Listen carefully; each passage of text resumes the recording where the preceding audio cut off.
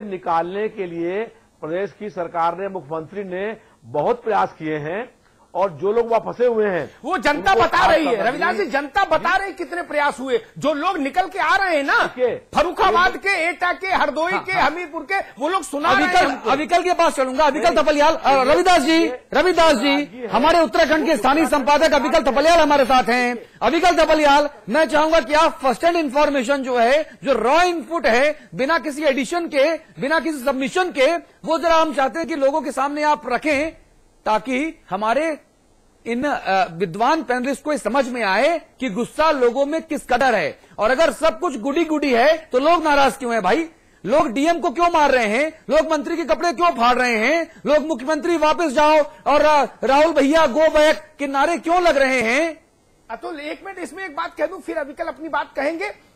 मैं जिले का नाम भूल रहा हूं, अविकल थपलियाल, एक आपदा प्रभावित जिला है जिसकी आज में जानकारी मुझे हुई, किसी ने दी कि 13, 14, 15 दिन हो गए, कलेक्टर साहब अभी तक आपदा वाले इलाके में नहीं आए। वो एसडीएम कह रहा है कि साहब जो है वो फोन से आपदा मैनेज कर रहे हैं। चमोली जिला, फोन से क्या जिला है? चमोली। अरे डूब मरना चाहिए ऐसे तंत्र को, और उन सब लोगों को अपने चेहरे पर कालिक पोत लेनी चाहिए जो कह रहे हैं सब कुछ बहुत बढ़िया चल रहा है। और सवाल मुख्यमंत्री जी का कालिक पोत लेनी चाहिए अपने अपने चेहरे पर, जो आके चैनल्स पर ये कह रहे हैं कि सब बढ़िया चल रहा है। और 15 दिन हो गए, कलेक्टर फोन से आपदा मैनेज कर रहा है। हाँ। नहीं तो फिर बहुगुणा सरकार के जो मंत्री हैं वो तो लंदन से बैठ के आपदा मैनेज कर रहे थे पिछले वर्ष, तो मजाक थी। हजारों मर गए, हजारों लापता, और कलेक्टर फोन से मैनेज कर रहा है। और अभी भी वो कलेक्टर बना हुआ है। अविकल, अभी भी वो मुख्यमंत्री विजय बहुगुणा की आंखों का तारा बना हुआ है आईएएस अफसर। देखिए अतुल भाई, पूरा जो मुद्दा इस समय है, अब 15 या 16वें दिन बाद, कि वो कहते हैं ना कि गरीब की लुगाई सबकी भौजाई, तो उत्तराखंड को राजनीतिक दलों ने ऐसा ही मान लिया है और द्रौपदी की तरह लगातार चीरहरण हो रहा है। अभी भी बद्रीनाथ में लोग फंसे हैं, अन्यत्र जगहों में फंसे हैं, खाद्यान्न नहीं पहुंच पा रहा है। लेकिन जो घड़ियाली आंसू, मैं अविकल भाई, मैं माफी चाहता हूं, बीच में आपको रोक रहा हूं। आज मेरे पास एक एसएमएस आया, उस एसएमएस में कहा गया कि मुख्यमंत्री जी और तमाम बड़े बड़े मंत्री संतरी दावे कर रहे हैं कि पूरे केदारनाथ क्षेत्र को खाली करा लिया गया है। केदारनाथ मंदिर से 19 किलोमीटर दूर त्रिजुगी नारायण का मंदिर है, वहां 400 लोग फंसे हुए हैं, 400 लोग। और जो हेलीकॉप्टर वहां राहत और बचाव कार्य कर रहे थे, उनके ऊपर वो पत्थर उछाल रहे थे कि कम से कम कोई तो देखे, कोई तो हमारी सुध ले। कोई मतलब नहीं है। ये आज मेरे पास एसएमएस आया है दोपहर में। ये अतुल भाई बिल्कुल सही जानकारी आपके पास है। अभी भी बहुत लोग फंसे हुए हैं कई जगह। हाँ। खाद्यान्न का संकट जो हो चुका है वो ग्रामीण इलाकों में बढ़ गया है, जो जिन्होंने अपने दरवाजे, अपनी चौखट पर सारे तीर्थयात्रियों का स्वागत किया। हाँ। और उन्हें अपने हाथ से पका के खिलाया। अविकल भाई, इस समय आप एक बात मैं और पूछ लूं आपसे, फिर आप अपनी मेरी सवाल का भी उत्तर देना। आपको सरकार के मुखिया ने कहा 3000 लोग लापता हैं, कल उनका अधिकृत बयान आया। आपके सूबे के पुलिस के प्रमुख सत्यव्रत, सही नाम है ना, सत्यव्रत डीजीपी जी सत्यव्रत ने कहा 3946 लापता। हाँ। 3946 लापता। और मेरी सूचना कहती है कि उत्तराखंड के पुलिस के रजिस्टर में जो संख्या है आपदा के बाद, आपदा के कारण लापता हुए लोगों को, वो 6947 है। हाँ। ये 3 संख्या कहां से आ गई, ये भी आप बताना। हाँ। मैं पहले इसी पे बात कर लेता हूं अमिताभ जी, क्योंकि ये जो गुमशुदगी या लापता के जो रिपोर्ट दर्ज हो रही है, ये अलग अलग दर्ज हो रही है। चूंकि कोऑर्डिनेशन नहीं है और एक एकीकृत व्यवस्था नहीं चल रही है कि ये सारे आंकड़े एक जगह आ जाए।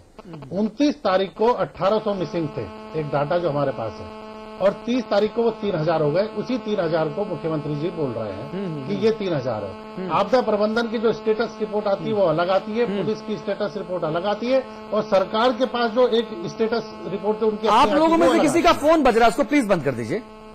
तो आप लोगों का फोन बज रहा है, उसको प्लीज बंद कर दीजिए। तीनों की अलग अलग रिपोर्ट्स आ रही है। इस कारण ये लापता जो व्यक्ति हैं, ये अलग अलग दिखाए जा रहे हैं। और एक आश्चर्यजनक बात और मैं बता दूं कि जो मृतकों की संख्या है 580, जो परसों से है, वो 580 पे टिकी हुई है।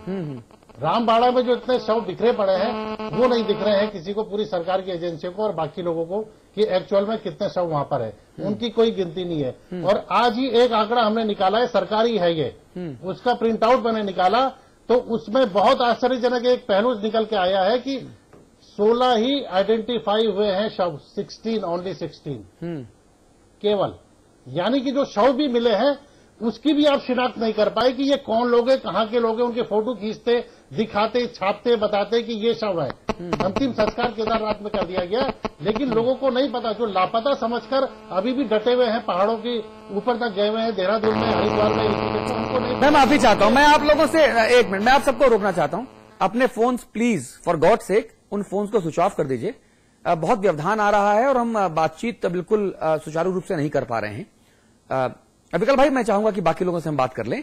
हीरा सिंह बिष्ट जी, इतना कंफ्यूजन क्यों है? सरकार के स्तर पर आपदा प्रबंधन मंत्रालय 1 वर्ष तक क्या करता रहा, ये एक बहुत बड़ा सवाल है। करोड़ों रुपए आए, वो कहां चले गए? किसी गांव में मॉक ड्रिल नहीं हुई, कोई पुख्ता इंतजाम, कोई पुख्ता व्यवस्था नहीं है। नैनीताल में हमारे संवाददाता ने आपदा प्रबंधन के दफ्तर में जब जानकारी ली तो वहां 50-50 मीटर की 2 रस्सियां, 1 बाल्टी, 1 मग्घा और 1 टॉर्च, 1 कुदाल, ये वहां मिली। आपदा प्रबंधन के नाम पर करोड़ों रुपया कौन खा गया, कहां चला गया? मॉक ड्रिल क्यों नहीं हुई? आपदा प्रबंधन मंत्रालय क्या करता रहा? मंत्री क्या करते रहे? तो मुझे पता है, सवाल तो पूछे जाएंगे ना। और अब इतना कंफ्यूजन है कि आपको कितने फंसे, कितने इवैक्यूएट किए गए, कितने मरे, कितने नहीं मरे, कितने वापस आए, अब आपको उसका आंकड़ा नहीं पता। हीरा सिंह जी, क्या हवाई सरकार चल रही है क्या? नहीं, हवाई नहीं, ये प्राकृतिक आपदा है। हाँ। ये मानवीय कारण से नहीं हुई है। हाँ। और प्राकृतिक आपदा पर्वतीय क्षेत्रों में रास्ते कट जाते हैं, त्रासदी बहुत बड़ी है। हाँ। इस पर सब लोग अपील कर रहे हैं, आप भी अपील कर रहे हैं कि इस पर राजनीति नहीं होनी चाहिए। आपदा प्रबंधन विभाग 2007 में गठित हुआ था, उस समय मुख्यमंत्री खंडूड़ी जी थे और हमारी सरकार को केवल 1-1.25 साल, 1.5 साल हुआ। 5 साल में आपदा प्रबंधन में कोई काम नहीं हुआ। आज सरकार हमारी जिम्मेदारी है, मैं जिम्मेदारी से नहीं बच रहा हूं, लेकिन बुनियाद ही नहीं रखी गई इस विभाग की। हम उसमें जितना प्रयास कर सकते थे हम कर रहे हैं और निश्चित रूप से जो अपेक्षाकृत होना चाहिए था नहीं हुआ, मैं खुद स्वीकार करता हूं इसको। ये एक बहुत महत्वपूर्ण विभाग है, जियोलॉजिकल सर्वे की रिपोर्ट है, हमारे दूसरे इकोलॉजिकल सर्वे की रिपोर्ट है, उनको अध्ययन करके उन पर कार्रवाई की जानी चाहिए। मुन्ना सिंह चौहान जी, मुन्ना सिंह जी, कोई काम क्यों नहीं हुआ? हालांकि जिस वक्त की बातें कर रहे हैं उस वक्त आप इन्हीं की पार्टी में थे, लेकिन अब आप दूसरी पार्टी में हैं, उस वक्त काम क्यों नहीं हुआ? अगर आपको जानकारी हो तो। 2 चीज स्पष्ट करूं, एक तो मैं बीसीसी की पार्टी में कभी नहीं रहा। हाँ। लेकिन एक बात सुनकर के मुझे बड़ा आश्चर्य हो रहा है। हाँ। बीसीसी उत्तराखंड के वरिष्ठतम राजनेताओं में है। हाँ। और निजी तौर पर और शायद मेरी तरह बहुत सारे लोगों की नजर में बीसीसी का बड़ा सम्मान है। एक चीज मैं क्लियर कर दूं यहां पर, इन्हीं ना, बात एक चीज मैं क्लियर कर दूं, ना इन्हीं की पार्टी, ना इन्हीं की पार्टी से मतलब, मेरा मतलब ये कि आप इन्हीं की पार्टी में रहे, मतलब आप विपक्ष में रहे। आप खंडूड़ी जी के साथ सरकार में तो नहीं थे ना, आप बीजेपी में तो नहीं थे ना, भले आप हाथी मेरे साथी गाना गा रहे थे या दूसरी बात कर रहे थे। मैं ये बोल रहा हूं, सुनकर के बड़ा आश्चर्य हो रहा है, मुझे सुनकर के बड़ा आश्चर्य हो रहा है जी कि बीसीसी कह रहे हैं कि डिजास्टर मैनेजमेंट का जो अस्तित्व है वो 2007 में आया। ये सरासर गलत और भ्रामक सूचना है। हमारे यहाँ disaster management and mitigation centre, ये राज्य निर्माण के साथ ही इसकी स्थापना हो गई थी। हाँ। और कांग्रेस सरकार में तिवारी जी के सरकार के दौरान ये अस्तित्व में आ गया। ये बहुत महत्वपूर्ण बात नहीं है, इसको मैं ज्यादा महत्व नहीं देता हूं, बल्कि मैं ये कहता हूं कि हमें राजनीतिक जिसे कहना चाहिए कमिटमेंट से, राजनीतिक एफिलिएशन से ऊपर उठ करके ये सोचने की जरूरत है कि जिन लोगों को हम इतनी मोटी तनख्वाहें दे रहे हैं, जिनको हम तमाम सारे पदों से नवाजे हुए हैं, executive director, disaster management and mitigation centre, जो जनता के पैसे पर मलाई खा रहे हैं, सीधा बोलिए ना। इतना हाईटेक सेंटर, हाँ। इतनी सारी सुविधाएं, हाँ। और जिसका एक नमूना आपने पेश किया, हाँ। कि प्रबंध के नाम पर एक रस्सी का टुकड़ा और 2 बाल्टी रखे हुए हैं। हाँ। मैं कहता हूं आज की तारीख में कि सबसे पहले प्रदेश सरकार को 1 दर्जन उन विभागों को और उन अधिकारियों को डिसमिस कर देना चाहिए जो इस क्रिमिनल नेगलेक्ट के लिए जिम्मेदार है। जब सरकार डिसमिस हो जाएगी तब तो लापरवाही के लिए जिम्मेदार है। मैं कहता हूं तो सरकार डिसमिस हो जाएगी। कोई आवश्यकता नहीं इस प्रदेश के अंदर कोई तनख्वाह लेने की, प्रदेश में किसी तरीके से बने रहने के लिए। दूसरी बात अतुल जी, जी दूसरी बात मैं कहना चाहता हूं, आपके इसी चैनल पे बैठ करके मैंने आपसे एक दिन बात की थी। आपने मुझसे सवाल पूछा था कि आप ये बताएं कि इस आपदा को राष्ट्रीय आपदा क्यों घोषित किया जाना चाहिए। जो परिस्थिति है जिसका जिक्र आज अविकल जी ने किया, जिसका जिक्र कहीं ना कहीं दबी जबान में हीरा सिंह जी कर रहे हैं और जिसका मैं पुरजोर तरीके से बात कर रहा हूं। मैंने उस दिन भी कहा था कि इस आपदा को राष्ट्रीय आपदा घोषित करने की इसलिए आवश्यकता है। उड़ीसा का सुपर साइक्लोन आया, सुनामी आई, लातूर का भूकंप आया, भुज का भूकंप आया, लेकिन उन तमाम सारी आपदाओं में अधिकांश एक प्रदेश विशेष, एक क्षेत्र विशेष के लोग प्रभावित हुए। ये अकेली आपदा इस देश के अंदर, जिस आपदा में देश का कोई राज्य, कोई क्षेत्र ऐसा नहीं है, ठीक बात है, जहां का नागरिक इस आपदा से प्रभावित नहीं है। इसलिए मैंने उस दिन में जोर देकर के कहा था कि इस आपदा की डायमेंशन, इस आपदा का विस्तार इस प्रकार का है कि राष्ट्रीय आपदा घोषित करके ही कोऑर्डिनेटेड एफर्ट्स इसमें हो सकते हैं। सिंगल कमांड सिस्टम चल सकता है, अंडर वन रूप इसका अरेंजमेंट हो सकता है। जो मैं उस दिन कह रहा था वो वानिकी आज आप देख रहे हैं। आज स्थिति क्या है, मैं आपसे क्षमा चाहूंगा, मैं आपसे अमिताभ जी आपसे विशेष रूप से कहना चाहूंगा, आज स्थिति क्या हो रही है। गृह मंत्री कहता है वीआईपी मूवमेंट नहीं होना चाहिए। गृह मंत्री जी थोड़ी देर में भूल गए कि वीआईपी मूवमेंट कहते किसे हैं। ना बीजेपी वाले ना बीजेपी वाले भी पीछे नहीं है जुबान दराजी करने में भाई साहब। नहीं भैया, लेकिन अतुल जी हमने एक बात तो कही, भारतीय जनता पार्टी के जिस नेता के ऊपर कांग्रेस की सबसे ज्यादा ब्रिकुटी तनती है अतुल जी, नरेंद्र मोदी जी आए, उन्होंने उस मीटिंग में मैं था, उन्होंने कहा, मैंने उनसे कहा कि आज सरकार ने प्रेस ब्रीफिंग में कहा कि आप हवाई सर्वेक्षण कर सकते हैं, लैंडिंग नहीं कर सकते। उन्होंने कहा देखो भैया, सरकार का सहयोग करने यहां पर आए हैं, सरकार जैसा कहें वही करिए, सरकार को मदद करिए। सरकार कहें कि लैंड मत करिए तो बिल्कुल मत लैंड करिए। ये उन्होंने निर्देश पार्टी के कार्यकर्ताओं को दिया। अच्छी बात है, उन्होंने अच्छी बात है, ना अच्छी बात है, इसमें कोई एहसान वाली बात नहीं है ना। नहीं, मैं अतुल जी आपके माध्यम से, आपके चैनल के माध्यम से पूछना चाहता हूं।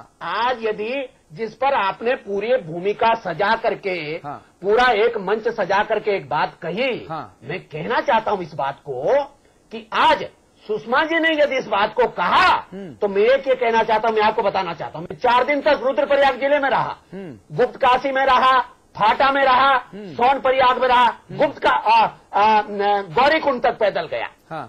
उसके बाद में उत्तरकाशी में 3 दिन रहा जी। मैं आपको उत्तरकाशी का अभी 2 दिन पहले कि मैं मुन्ना सिंह जी आज मेरे पास मेहमान ज्यादा हैं, आज मेरे पास एक्सपर्ट ज्यादा हैं और हमको सबको बोलने को मौका देना होना है। स्टेटमेंट कंप्लीट नहीं करने देंगे। जी बोलिए। अतुल जी, न्याय नहीं होगा यदि आप मुझे मैं स्टेटमेंट कंप्लीट भाई साहब प्लीज। मैं बताना चाहता हूं कि मैंने उसी में कहा था आपसे कि उत्तराखंड में बीआरओ, बॉर्डर रोड ऑर्गेनाइजेशन एक बड़ा नेटवर्क है। बीआरओ के अधिकारी उत्तरकाशी में खड़े होकर के कह रहे हैं कि हमारे पास एक फूटी कौड़ी पैसा नहीं है।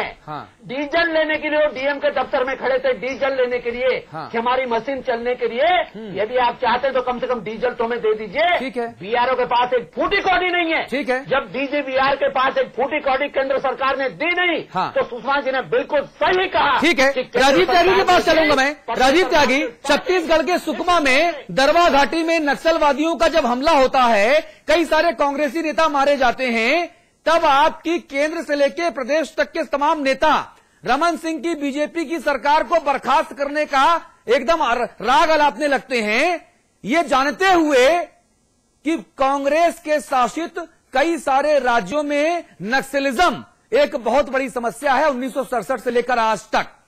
उत्तराखंड में जब प्राकृतिक आपदा आई और जब मौसम विभाग ने कहा कि 4 दिन पहले सटीक इंफॉर्मेशन चेतावनी के अलर्ट के तौर पर बहुगुणा सरकार को दी गई थी, सरकार ने कुछ नहीं किया, इतने लोग मारे गए, अभी भी प्रबंधन के नाम पर ठन ठन गोपाल कुछ नहीं हो रहा है। तो सुषमा स्वराज ने अगर सरकार की बर्खास्तगी की मांग कर दी तो ये पहाड़ क्यों टूट पड़ा है? मुझे अभी तक ये समझ नहीं आ रहा। राजीव त्यागी जी, देखिए, अतुल जी, आपके चैनल के माध्यम से एक बात कहना चाहूंगा कि हम 21वीं सदी में कम से कम राजनेताओं को सुधर जाना चाहिए। हाँ। और ये बर्खास्तगी करने का जो फैशन है और कराने का फैशन है, हाँ। ये पीछे छूट जाना चाहिए। और ये बर्खास्तगी की मांग करने का जो फैशन है, उसको सभी दलों से, सब दलों को बचना चाहिए। ऐसी के प्रकरण में भी आपको कांग्रेसियों से कहना चाहिए था, अपनी पार्टी के नेताओं से। मैं सबके लिए कह रहा हूं, मैं कह रहा हूं बिल्कुल स्पष्ट रूप से। हाँ। मैं खुद चैनल पे रहा हूं। हाँ। और मुझसे पूछा गया कि क्या आप बर्खास्तगी की मांग करते हैं छत्तीसगढ़ की सरकार के लिए? हाँ। तो मैंने कहा मैं बर्खास्तगी की मांग